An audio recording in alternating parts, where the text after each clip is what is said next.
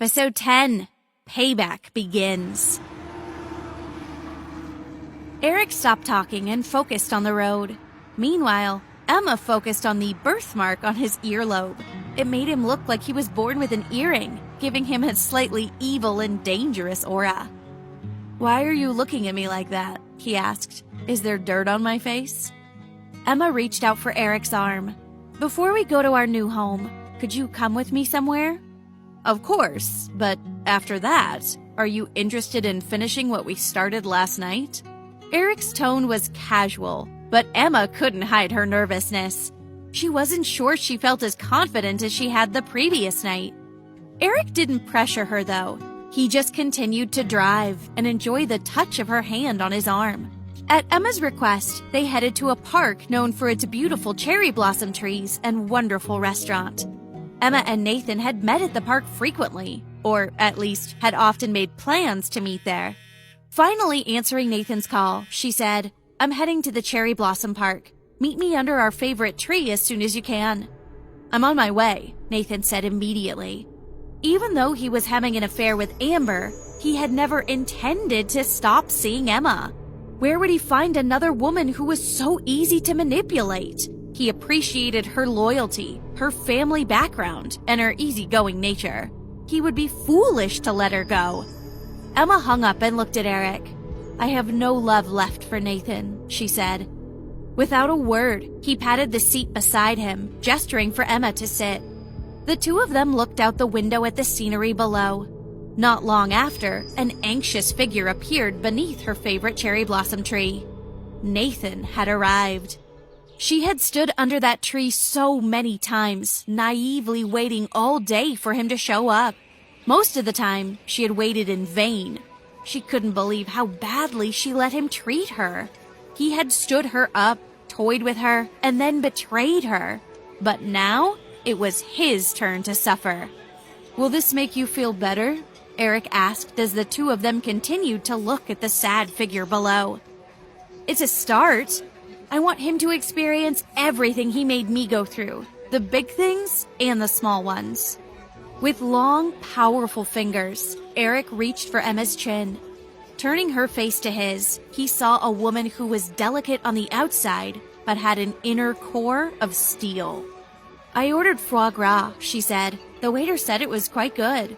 Eric released her from his grasp and let out a surprised smile. "How did you know that I liked that?" "I have my ways," she said. Emma gestured for the waiter to start serving. "Let's eat while we chat." Eric looked at her pink, soft, luscious lips. His gaze held a trace of danger. "I don't want to chat. I just want to kiss you."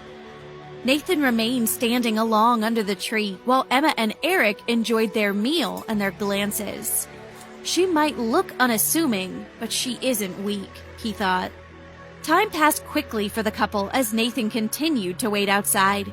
He kept calling Emma, but she had turned her phone off. Finally, the two finished their meal. Eric took a last glance down at Nathan and asked, "Do you want to continue watching him wait?" "No. I want you to help me move into your house." Eric paid the bill, escorted Emma out through the side door, and drove her to her home. She'd asked for 5 minutes alone in the house to remove all traces of her relationship with Nathan. To be honest, there wasn't much. Nathan had never left any of his belongings there. While she packed, Eric looked around. He found a huge photo in the living room of Emma receiving a modeling trophy. If she hadn't retreated from the industry, he thought, she would have been an international superstar by now. A few minutes later, she emerged from her bedroom with a teddy bear and a small bag. "I'm ready." "You don't want anything else?"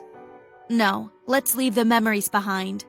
Eric took the bag and the teddy bear and placed them on the sofa. Then he took her into his arms and kissed her passionately.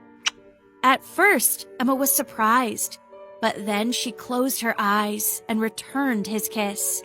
But when her hands began to slide along his ribcage, he said, "Let's leave the rest for when we get home. But for now, has my kiss helped you to make some better final memories here?" Back at the park, Nathan waited for 4 hours. He had planned to stay all night if that's what it took, But then Amber called. "Nathan, where are you? I'm waiting outside your house. I need you. Why are those photos of us still all over the web? I'm going to be destroyed." Nathan rushed home. Seeing Amber standing pitifully on one foot outside his door, he couldn't help but run to her. "I won't let you be destroyed, and I won't let Global be destroyed. Nathan, you're all I have. Don't leave me and the baby." Nathan tried his best to comfort and reassure her. That night, he ordered his staff to release a statement saying that the pictures of the two of them that had been posted earlier in the day were misleading.